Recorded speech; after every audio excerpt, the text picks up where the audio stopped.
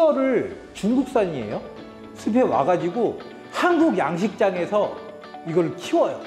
이 장어가 이따만하게 커졌어요. 자, 얘는 중국산 장어예요? 한국산 장어예요? 여권을 한번 봐. 여권, 이 장어 여권을 봐야 되나요? 중사님, 제가 주말에 그 아이들이랑 같이 그 백화점에 가가지고 전 국민이 사랑하는 그 패션 브랜드, 네? 그 폴로에 가서 이제 티셔츠를 하나 샀는데요. 여기 보니까 메이드 인 베트남이라고 적혀 있더라고요. 보니까 근데 이게 짝퉁인가요? 미국 브랜드인데 왜 이게 베트남이라고 적혀 있는 거죠?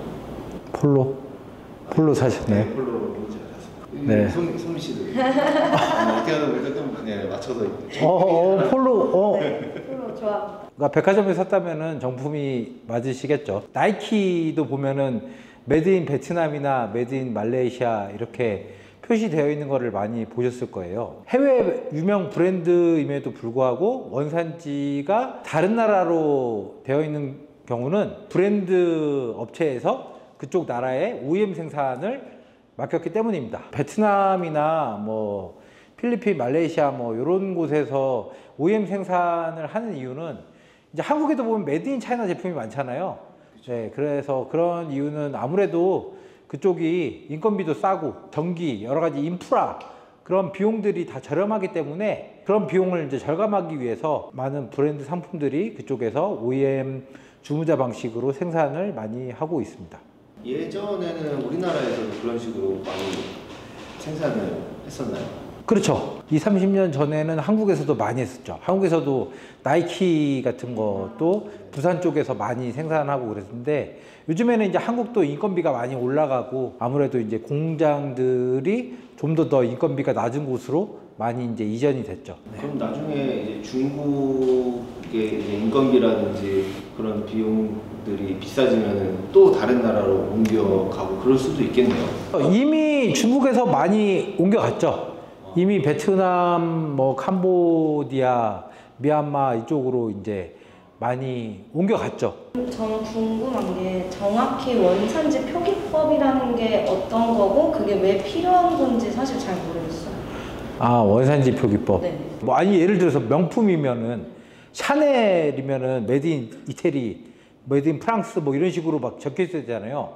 근데 그런 원산지가 아예 없어요. 없으면 의심이 갈까? 그래서 이제 이거는 뭐 국가별로 좀 차이가 있습니다. 어떤 국가에서는 원산지 표기법이 그렇게 강조가 안 되는 나라들도 있어요. 근데 이제 우리나라 같은 경우는 원산지 표기 기준이 굉장히 까다로운 편에 속합니다. 수입할 때는 반드시 모든 제품에 원산지 표기가 되어 있어야 돼요. 그래서 이 제품이 어디에서 만들어졌는지가 명확하게 표기가 되어 있어야 되는 거죠. 뉴스에서 봤었는데 시장에서 러시아산 동태인데 한국에서 국내산이다. 김치도 뭐 중국에서 왔는데 한국이다. 이런 식으로. 네. 원산지가 조금 애매한 제품들이 뭐 있을 수 있거든요. 예를 들면은 이거예요. 장어 좋아하시나요? 없어서 좋아하세요? 네. 장어의 그 치어라고 그러죠. 치어 이렇게 치어를 중국산이에요. 숲에 와가지고 한국 양식장에서 이걸 키워요. 이 작은 치어를 키워가지고 이 장어가 이따만하게 커졌어요. 자, 얘는 중국산 장어예요? 한국산 장어예요? 원산지가 어디죠? 여권을 한번 봐. 여권, 장어 여권을 봐야 되나요? 아니, 원산지 본적지를 태어난 곳이 어디예요? 태어난 곳은 중국. 중국이죠. 네. 근데 이만한 건데 여기서 먹고 자라고 이게 한 거는 어디예요? 그래서 그 뭔가 정해놓은 규정이 있을 것 같은데 예를 들어서 네. 치어의 치어 사이즈가 1cm 이하만 들어왔을 때 그 이후에는 이제 국내산이 된다라든지 예를 들어서 뭔가 그런 규정이 있지 않을까요? 없나? 그냥 중국산이고 국내산일까요? 아니요, 맞아요. 민재 학생이 맞아요. 역시 똑똑한 보기보다 똑똑한데요? 네, 그래서 규정이 있어요. 이게 이제 생물별로 다른데 그 길이 미만에 있는 티어들을 데리고 와가지고 한국 야시장에서 키웠었을 때 얘는 국내산 장어로 인정을 받을 수가 있어요. 소미 학생은 혹시 악세사리 좋아하세요? 네. 목걸이 이런 거 좋아하세요? 네. 그래요? 그럼 예를 들어서 목걸이에 보면은 뭐 이런 것들이 이게 이제 중국산이에요. 여기에 또 체인 네. 이렇게 하는 거 있죠, 줄. 네. 자, 이 재료가 전부 다 중국산이에요. 근데 재료만 중국에서 가져와 가지고 조립을 한국에서 한 거예요. 자, 이거는 이 목걸이는 원산지가 메드 인 차이나 할까요? 메드 인 코리아 할까요? 코리아입니다. 코리아요. 메드 인 코리아? 네. 네. 확신하시나요? 네. 왜요? 왜냐면 네. 이것부터도 메이드 인 베트남인 경우가 베트남에서 그러니까 제조를 했기 때문에 베트남으로 나오는 것처럼 네. 이것도 어쨌든 제조는 한국에서 했기 때문에 네. 메이드 인 코리아. 자, 그러면은 이번에 또 다른 거를 퀴즈를 내볼게요. 이런 천이에요, 천. 원단이에요.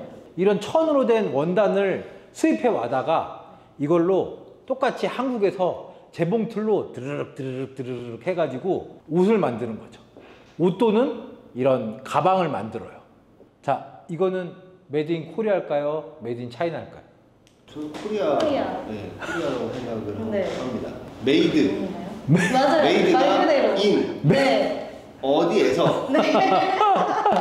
코리아는 그 네. 나라. 동의합니다. 네. 지금 말씀하신 부분에 있어서 어떤 부분은 맞고 어떤 부분은 또 아니에요. 이 원단이라는 것이 변형이 돼가지고 옷이나 가방으로 바뀌었죠. 형태나 성질 자체가 바뀐 거죠. 네. 이런 거는 원산지 이 표기법에 의해서 한국산으로 인정을 받을 수가 있어요. 근데 이 액세서리 같은 경우는 이거가 다 부자재가 중국 거였었잖아요. 얘 같은 경우는 엄밀히 따지면은 메드 인 코리아가 될 수가 없는 거죠. 그럼 만약에 그렇게 방금 말씀 주신 것처럼 차이나인데 코리아로 이렇게 뭔가 잘못 표기를 하면 어떻게 되나요? 벌금을 받나요? 아니면 어떤 형을 받나요? 어떤 큰 문제가 생기나요? 그렇죠. 벌금을 받죠. 국내에서도 원산지 표기를 위반해가지고 유통하는 업체들이 좀 있어요. 얼마 전에도 뉴스에도 나왔었거든요. 중국산 고춧가루인데 한국산 재료하고 섞어가지고 한국산 고춧가루라고 섞어서 가짜로 유통을 한 거예요. 그래서 그거를 뭐 몇십억 원어치 유통을 해가지고 그 일당이 뭐 다 잡혀가지고 금액도 크고 워낙 양이 많으니까 그런 같은 경우는 바로 징역을 살게 되죠. 원산지 표기를 안 했다. 안 하면은 2억 원 이하의 벌금입니다. 네. 그리고 원산지 표기를 했어요. 표기를 했는데 가짜로 한 거죠.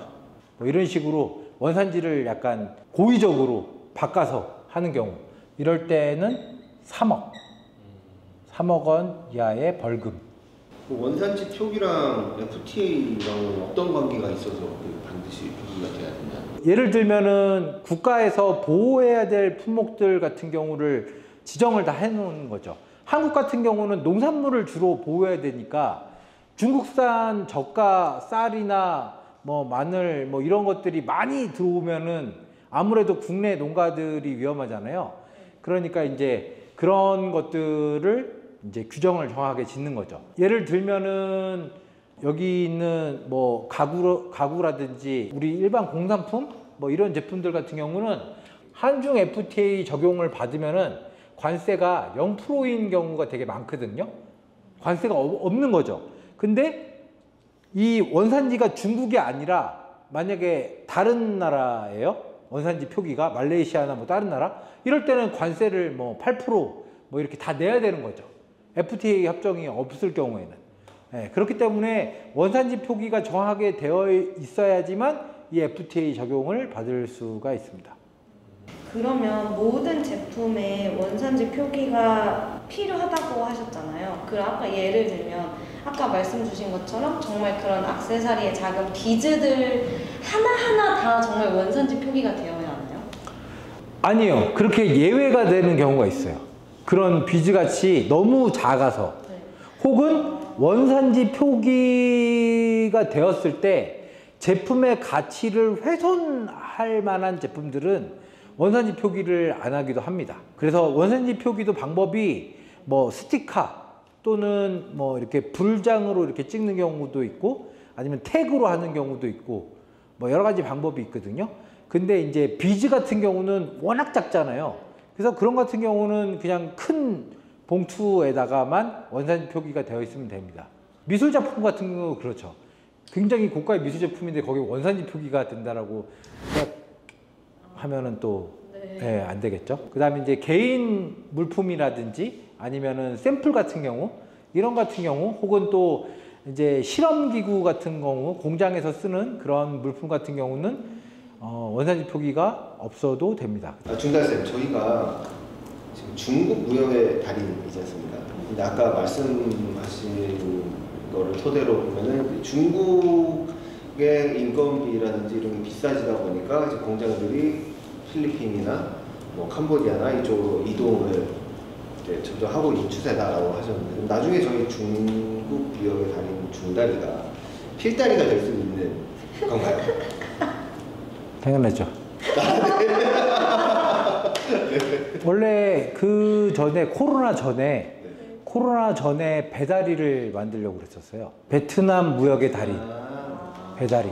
코로나 딱 전에 제가 그 1년 동안에 베트남을 제가 한 5, 6번 갔었거든요. 베트남 쪽의 업체들 찾으려고. 그래서 좀 세팅을 하려고 했는데 코로나가 빵 터진 거죠. 가능성이 있네요. 그렇죠. 네. 이다리. 네. 그래서 다 필다리, 미다리, 태다리 다 가능합니다.